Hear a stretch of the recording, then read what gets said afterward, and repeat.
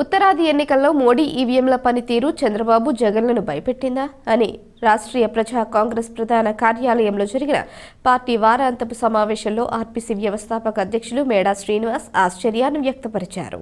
2024 ఎన్నికల్లో పార్లమెంటుకు వేసే ప్రతి ఓటు మోడీకే చేరుతుందనే ప్రచారం ఓటర్లను భయభ్రాంతులకు గురిచేస్తుందన్నారు. భారతదేశంలో మోడీ ప్రభ రోజురోజుకు తగ్గుతున్న విజయావకాశాలు మోడీకే దక్కుతూ ఉండడం విశేషంగా చెప్పొచ్చునన్నారు. ఒక పక్క భారత్లో మోడీ పాలన ప్రజల్లో భయాందోళనలు కలిగిస్తున్నదని, ఆర్థిక నేరగాళ్లు పెరిగిపోతున్నారని, బ్యాంకులపై ప్రజలు విశ్వాసం కోల్పోతున్నారని ఆయన విమర్శించారు. దేశ సంపదను, భారతదేశ ప్రగతిని కార్పొరేట్, ప్రైవేట్ శక్తులకు దోచిపెట్టడమే మోడీ ప్రధాన కర్తవ్యమని, అరాచకం రాజ్యమేలుతుందని, మహిళకు రక్షణ లేకపోయిందని ఆవేదన వ్యక్తం చేశారు. మోడీ రెండవ పర్యం గెలవడానికి ప్రధాన కారణం ఈవీఎంల మాయాజాలమేనంటూ మెజారిటీ ప్రజల అభిప్రాయమని, ఈ దఫా ఎన్నికల్లో పందా మార్చి కేవలం పార్లమెంటుకు ఓటు వేసి ఈవీఎంలను మాత్రమే మోడీ నమ్ముకుని ఒకే రకమైన సాంకేతిక మాయాజాలంతో గెలవాలనుకుంటున్న మోడీ కుట్రలు ప్రజలు గమనిస్తున్నారని హెచ్చరించారు. ప్రధానంగా ఎన్నికలు ముంచుకొస్తున్నాయి. ఇప్పుడు 5 ఏళ్ళు మన కళ్ళ ముందు మన యొక్క శ్రమని, మన కష్టాన్ని అన్నిటినీ దోచుకున్నటువంటి పాలకుల చేతుల్లో నలిగిపోయినటువంటి ఈ పరిస్థితుల్లో, అంటే అంతకుముందు సుఖపడ్డామంటే ఏమీ లేదు, బిడ్డల భవిష్యత్తుని వీళ్ళ కాళ్ళ కింద నలిపేస్తున్నారు.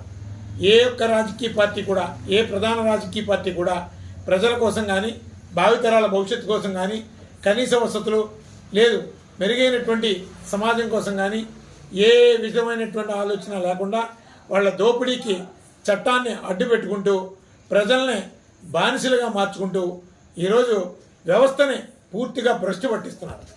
దీంట్లో రాష్ట్రీయ ప్రజా కాంగ్రెస్ పార్టీ ఒక గంజాయి వనంలో తులసి మొక్కలాగా వెలిచింది.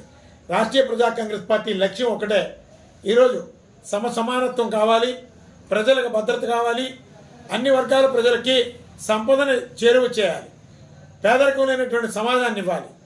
ఇలాంటి లక్ష్య సాధనతో రాష్ట్రీయ ప్రజా కాంగ్రెస్ పార్టీ గత 25 ఏళ్ళుగా కృషి చేస్తుంది. ఖచ్చితంగా రాష్ట్రీయ ప్రజా కాంగ్రెస్ పార్టీ ఒక గెలుపు చూస్తుంది. ఆ గెలుపు ఈ సమాజానికి మంచి వెలుగునిస్తుంది. ఒకటి, ఈరోజు మోడీ ప్రభుత్వం దేశవ్యాప్తంగా అనేక అనుమానాలకి తావునిస్తుంది. అసలు వాళ్ళు పెట్టేటటువంటి ఈవీఎంలలో ఓటు కరెక్ట్గా ప్రజాస్వామికబద్ధంగా చేరుకుంటుందా, లేదు మోడీ స్వామికబద్ధంగా చేరుకుంటుందా అనేది అనేక అనుమానాలకు తావిస్తుంది. ఎందుకంటే ఈవీఎంల మీద అనేక అనుమానాలు ఉన్నాయి. టెక్నికల్గా అనేక సందర్భాలను నిష్ఠాతులు ప్రూవ్ చేశారు. దాని మీద ఇన్వెస్టిగేషన్ చేసి ప్రజల అనుమానాలని నివృత్తి చేయగలిగేటటువంటి ఒక గొప్ప ఇన్వెస్టిగేషన్ ఏజెన్సీ ఈ భారతదేశంలో లేదు. ఈ చంద్రబాబు నాయుడు గారు కానీ, అలాగే జగన్మోహన్ రెడ్డి గారు కానీ, ఇక ఇతర ఎవరైనా సరే మోడీకి భజన చేస్తున్నారు. కేవలం మోడీ ఈవీఎంకు భయపడి అతను గొప్ప నాయకుడనో లేదు ఏదో సమాజానికి ఏదో చేస్తాడనో కాదు, అతను